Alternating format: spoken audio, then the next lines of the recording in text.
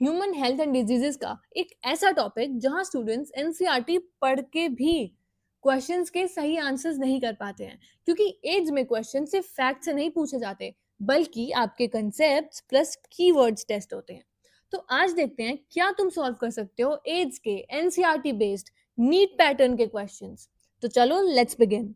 तो let's start with question number 1 everyone. तो question number 1 हमको क्या कह रहा है कि a person infected with HIV, जिसको एचआईवी हुआ है, it may remain asymptomatic for years. मतलब जिस भी पर्सन को एचआईवी ने इन्फेक्ट किया है वो बहुत सालों तक उसको सिम्टम्स ही नहीं आते हैं भैया एचआईवी के। ऐसा क्यों होता है? ठीक है, ये क्वेश्चन हमसे पूछ रहा है। तो हमारा ए पार्ट है HIV remains completely inactive inside the host sales.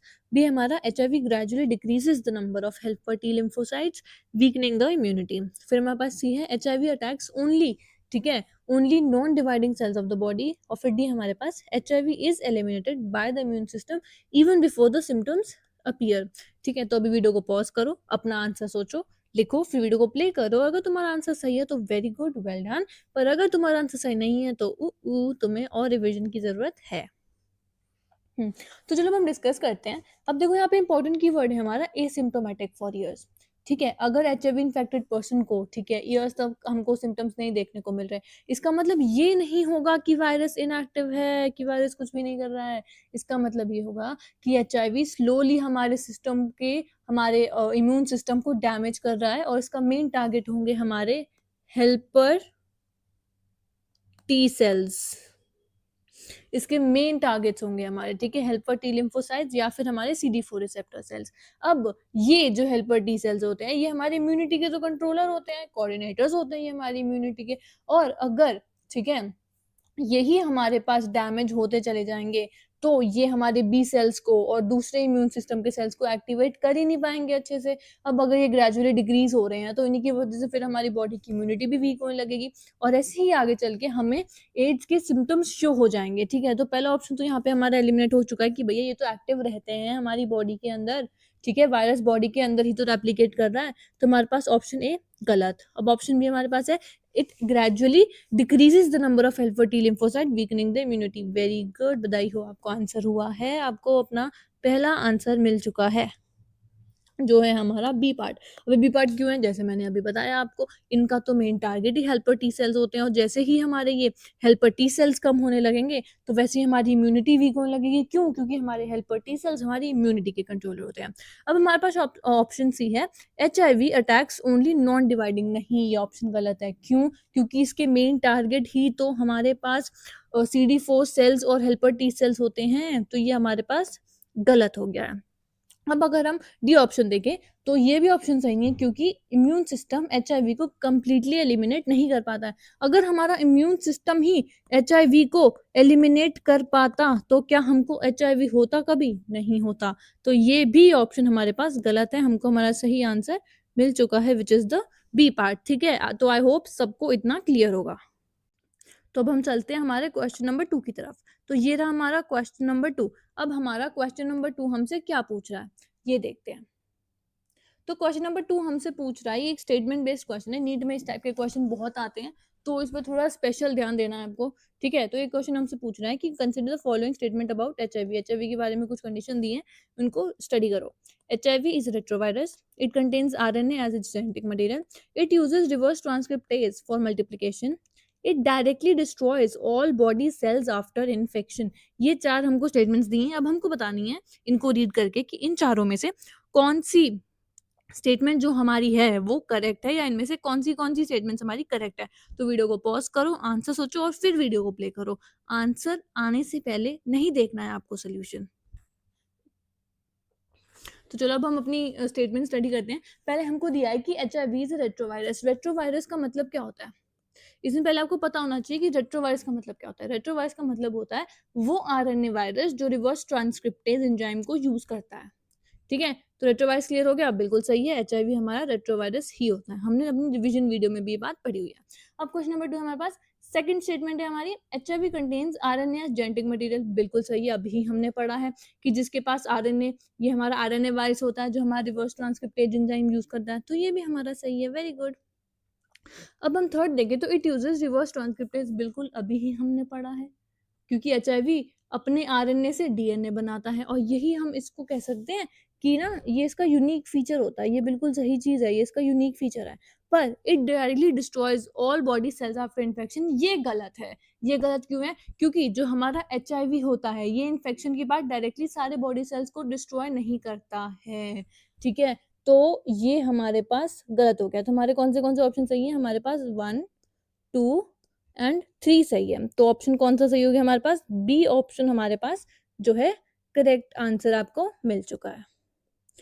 And I hope कि ये सब आपको क्लियर होगा। अगर आपको इसमें से किसी भी चीज़ में डाउट है तो मैंने एड्स की एक वीडियो बना रखी है, जाके पहले उस वीडियो को देखना, फिर यहाँ पे आके आप रिवीजन करोगे तो आपके लिए वो बहुत बेनिफिशियल हो जाएगा। तो अब हम चलते हैं हमारे क्वेश्चन नंबर 3 के पास। क्वेश्चन नंबर 3, ठीक है, हमारा क्वेश्चन नंबर 3 हमसे क्या पूछ रहा है वो देख लेते हैं।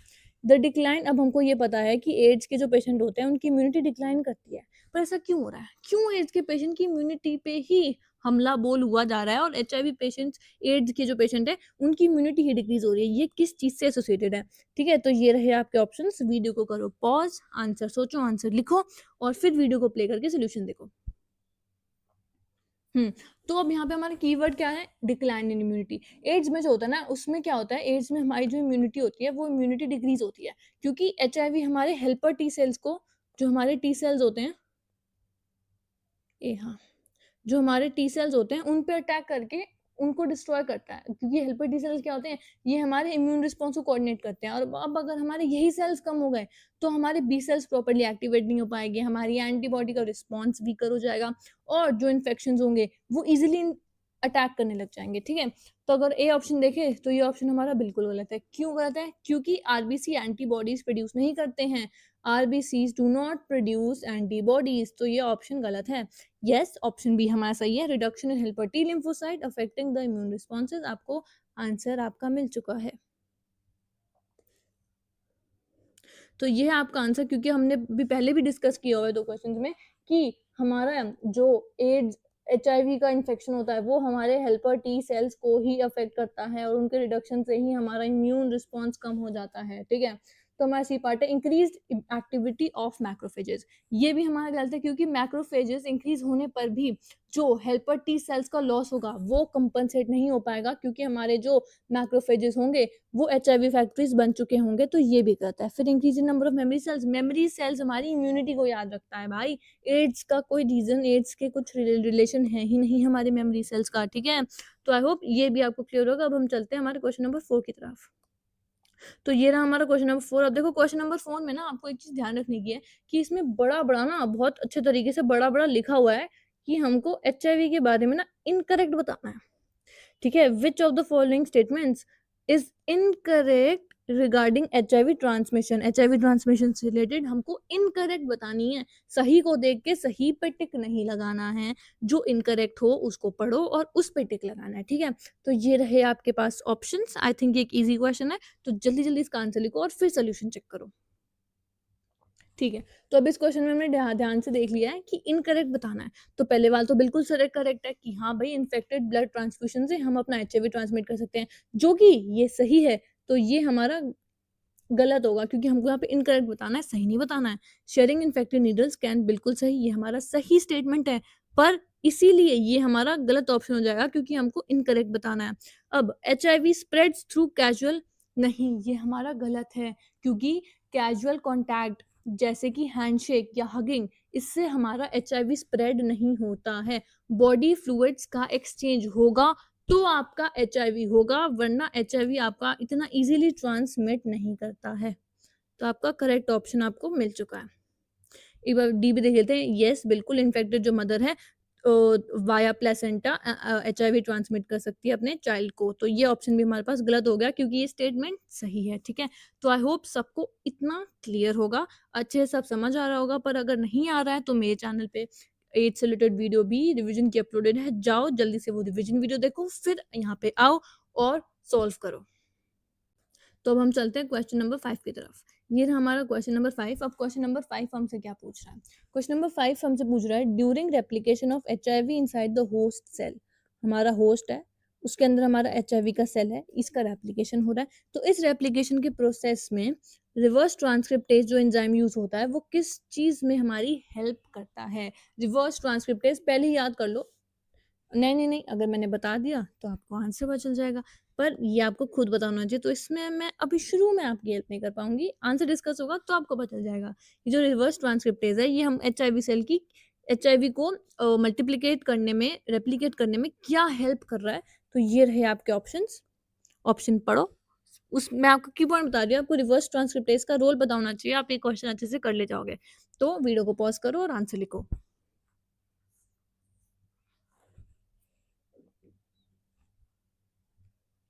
तो अब हम डिस्कस करते हैं। देखो, हमको ये पता है, अब मैं आपको बता देती हूँ रिवर्स ट्रांसक्रिप्टेज का रोल क्या होता है। रिवर्स ट्रांसक्रिप्टेज जो होता है ना बेटा हमारा, ये हमारा आरएनए से डीएनए बनवाता है। यूजुअली हम क्या पढ़ते हैं कि डीएनए से आरएनए पढ़ा, पर जो एचआईवी होता है ना उसमें उल्टा होता है, उसमें हमारा आरएनए से डीएनए बनता है। ठीक है, वायरल आरएनए को रिवर्स ट्रांसक्रिप्टेज डीएनए में कन्वर्ट करता है। ठीक है, जो कि आगे चल के हमारे होस्ट सेल के जीनोम में जो है इंटीग्रेट हो जाता है। ठीक है, तो अब हम अगर ऑप्शन नंबर ए पढ़े, formation of viral proteins from DNA, नहीं भाई, हमने डायरेक्ट पढ़ लिया है कि ये हमारा आरएनए से डीएनए बनवाता है, डीएनए शुरू में इसमें रोल नहीं होता है, तो ये ऑप्शन हमारा गलत हो गया। फिर conversion of viral RNA, yes, हमारे एचआईवी का जो वायरल आरएनए है इनटू कॉम्प्लीमेंट्री डीएनए, बिल्कुल सही, आपको बधाई हो, आंसर हुआ है। ठीक है, ये चीज आपकी बिल्कुल सही है, हमने सीधा पढ़ लिया कि हमारा रिवर्स ट्रांसक्रिप्टेज आरएनए से डीएनए बनवाता है, सिंपल। अब सी हमारा डिस्ट्रक्शन ऑफ होस्ट डीएनए, नहीं, होस्ट डीएनए डिस्ट्रॉय करना इसका फंक्शन ही नहीं है, इसको होस्ट डीएनए डिस्ट्रॉय ही नहीं करना है। ठीक है, तो ये भी ऑप्शन गलत हो गया। फिर डी हमारा formation of antibodies against HIV, नहीं, एंटीबॉडीज हमारा इम्यून सिस्टम बनाता है, ना कि हमारा रिवर्स ट्रांसक्रिप्टेज। ठीक है, तो आई होप ये भी आपको क्लियर होगा। अब हम चलते हैं क्वेश्चन नंबर 6 पे। तो ये रहा आपका क्वेश्चन नंबर 6, थोड़ा मैच द फॉलोइंग टाइप का है, नीट में भी ऐसे क्वेश्चन अक्सर आ जाते हैं मैच द फॉलोइंग में कंफ्यूज करने के लिए। तो अब हम मैच द फॉलोइंग डिस्कस कर लेते हैं। ए है आपका एचआईवी, एड्स और एलाइसा। फिर हमारे पास ऑप्शन है virus containing immune deficiency. Second है हमारा disease cause due to immune deficiency. फिर थर्ड है हमारा टेस्ट यूज फॉर डिटेक्शन। तो अब वीडियो को पॉज करो और आंसर डिस्कस करो। तो अब आंसर आप लोगों ने पूरा देख के डिस्कस विस्कस करके आपका हो गया होगा, पता चल गया होगा आपका आंसर क्या है। अब हम लोग भी जरा डिस्कस कर लेते हैं कि इसका आंसर क्या होगा। देखो, पहले हमको दिया हुआ है एचआईवी।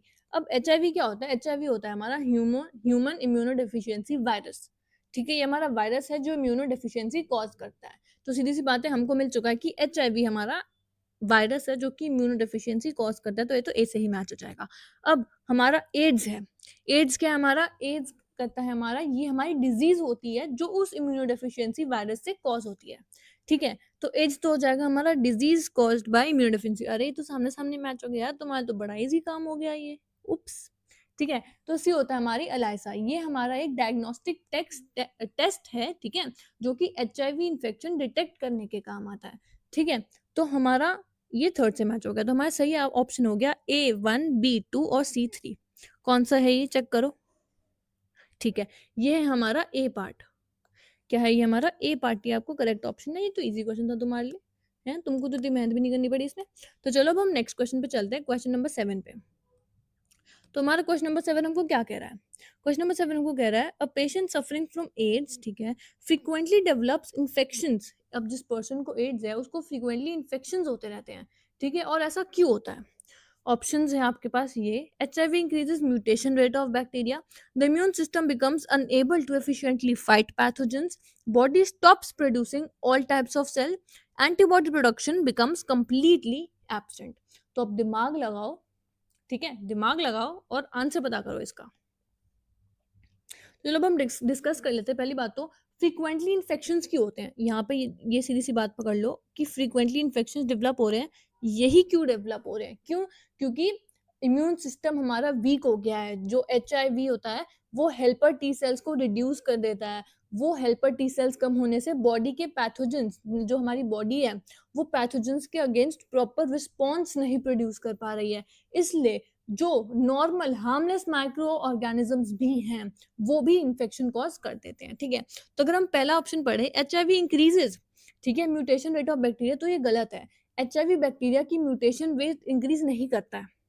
ठीक है, वो तो बॉडी है ना, बॉडी अच्छे से अपना इम्यून रिस्पॉन्स नहीं दे पा रही है, तो उसमें एचआईवी थोड़ी बैक्टीरिया को हेल्प कर रहा है कि तू अपना म्यूटेशन रेट इंक्रीज कर, तो ये हमारा गलत ऑप्शन हो जाएगा। अब अगर हम बी ऑप्शन पढ़े तो ये होता है हमारा इम्यून सिस्टम बिकम्स अनएबल, बिल्कुल सही। अभी हमने पढ़ा कि हेल्पर टी सेल्स जो होते हैं वो हेल्पर टी सेल्स हमारे रिड्यूस हो जाते हैं, जिससे कि हमारी बॉडी एक एप्रोप्रिएट इम्यून रिस्पॉन्स नहीं प्रोड्यूस कर पाती है, बिल्कुल सही है। ऑप्शन सी हमारा बॉडी स्टॉप्स, नहीं ऐसा है नहीं, बॉडी सारे सेल्स बनाना बंद नहीं करती है, ऐसा हो ही नहीं रहा है।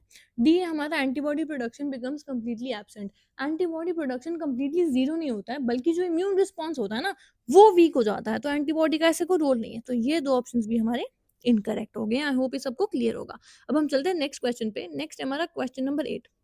अब हमारा क्वेश्चन नंबर 8 हमसे क्या पूछ रहा है, अकॉर्डिंग टू एनसीईआरटी, एनसीईआरटी का ध्यान रखना है, which of the following does not, देख लो एनसीईआरटी भी मेंशन्ड है और ये भी बताना है नॉट, कीवर्ड है, इस पे ध्यान रखना, ठीक है, ट्रांसमिट एचआईवी। अब एनसीईआरटी के अकॉर्डिंग नीचे दिया गया ऐसी कौन सा हमारे पास मेथड है टू ट्रांसमिट एचआईवी जो कि एचआईवी ट्रांसमिट नहीं करता है, ठीक है।